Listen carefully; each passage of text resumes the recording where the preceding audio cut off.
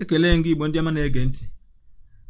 Nnọọ n'akụkọ ụwa Igbo redio bụ akụkọ ụwa nke na-abịara gị taata bụ Tọzdee abalị 27 nke ọnwa nke ise n'afọ 2021. Tupu ị n'akụkọ nji bịa na nke uhuruchi a, lee isiokwu mebere akụkọ ị ga-anụ ugbu a. Gọvanọ Obianọ agaala njem nleta n'ebe ahụ a na-arụ ụlọ ezumezu mba ụwa na Anambra. Onye na-ewetara gị akụkọ bụ m onwe m, Izunna Okafọ. Mgbe na-asị gị tọzie ntị n'ala ka ị nụ akụkọ a n'uju.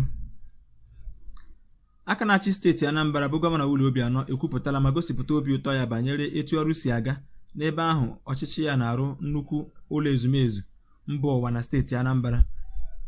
Gọvanọ Obianọ kwupụtara nke a oge ọ gara njem nleta n'ebe ahụ a na-arụ ya bụ agadaga ụlọ dị n'Agụ Ọka n'isi obodo steeti Anambra, ma bụrụkwa nke ọ nọrọ na ya wee gagharịa ebe ahụ iji hụ ka ọnọdụ si gbatakwụrụ n'ebe ahụ maka etu ya bụ ọrụ si aga. Dịka ọ na-akpọpụtasị uru dị iche iche ogige ahụ ga-eweta ma ọ bụrụ na arụchaa ya, ọ gara n'ihu mee ka a mara na nke ahụ ga-enyekwa aka n'ịkwalite ọnọdụ mmepe steeti ahụ, kewapụtara ụmụafọ steeti ahụ ohere ọrụ dị iche iche, tinyere ọtụtụ uru ndị ọzọ ọ ga-eweta. Ọ kọwakwara na ogige ahụ ga-eme ka Anambra soro n'ọnụọgụgụ steeti ole na ole nwere ụdị ụlọ ezumezu mba ụwa ahụ na mpaghara ndịda ọwụwa anyanwụ ala Naịjirịa nakwa n'ala Naịjirịa niile n'izugbe. Ọbụla dịka o kwekwaziri nkwa na ọ ga-aga n'iru ịrụchapụ ọrụ ahụ dịka o si kwesị. O nwekwa ka maa na a ga na-enwekwa ụdị ọgbakọ dị iche iche n'ime ụlọ ezumezu ahụ na mgbe ma ọ bụrụ na arụchaa ya. Gọvanọ Obianọ gakwa n'iru kelee ngalaba ụlọ ọrụ na-ahụ maka ewumewu ụlọ na steeti ahụ, ma kelekwa ụlọ ọrụ ji ọrụ ngo ahụ maka ogogo ha ji arụ ya bụ ọrụ na etu ha sikwa arụ ya ma n'ụtụtụ ma n'abalị iji wee mee ka arụchapụ ya bụ ọrụ n'oge a tụrụ anya. Ya bụ gọvanọ nọkwara n'otu ụbọchị ahụ wee gaa njem nleta ọzọ n'ebe ahụ a na-arụ ogige ama egwuregwu n'Awka bụ isi obodo steeti ahụ iji marakwa ka ọrụ si aga n'ebe ahụ. N'okwu nke ya banyere ụlọ ezumezu ahụ a na-arụ, kọmishọna na-ahụ maka ewumewu ụlọ na steeti Anambra bụ Maazị Michael Okonkwo nyere nkọwa banyere ụlọ ahụ na etu ọrụ si gbatakwuru n'ebe ahụ ma mee ka a mara na ya bụ ọrụ na-abịazi n'isi njedebe ugbu a.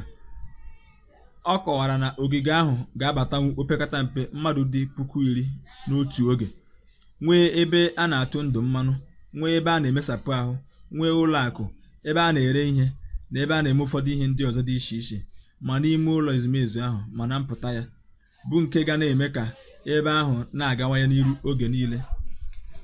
Dịka ọ na-akọwa na ụlọ ezumezu ahụ ga-enyekwa aka n'ịkwalite ọnọdụ mmepe n'ụzọ dị iche iche na mpaghara ahụ na n'ịkwalite ọnụ ego na-abata n'akpa steeti ahụ.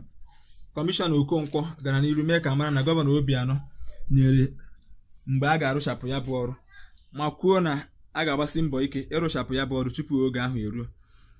Ọ gakwazi n'ihu kọwaa na ihe soro wee gbutu oge n'ịrụchapụ ọrụ ahụ ugbu a bụ maka ịkụ elu ya, maka na ọ bụ naanị igwe ka eji wee kpaa ya ma kụọ ya, bụrụkwazi nke were ọtụtụ oge tupu emechaa ya. Ọ kpọpụtasịkwara uru dị iche iche ụlọ ogige ezumezu ahụ ga-eweta ma ọ bụrụ na arụchaa ya, ma nke ọ ga-enye ụmụafọ steeti Anambra ma nke ọ ga-enye steeti ahụ n'izugbe, ma kọwakwa ihe ndị ọzọ dị oke mkpa mmadụ kwesịrị ịma banyere ya bụ ụlọ ezumezu.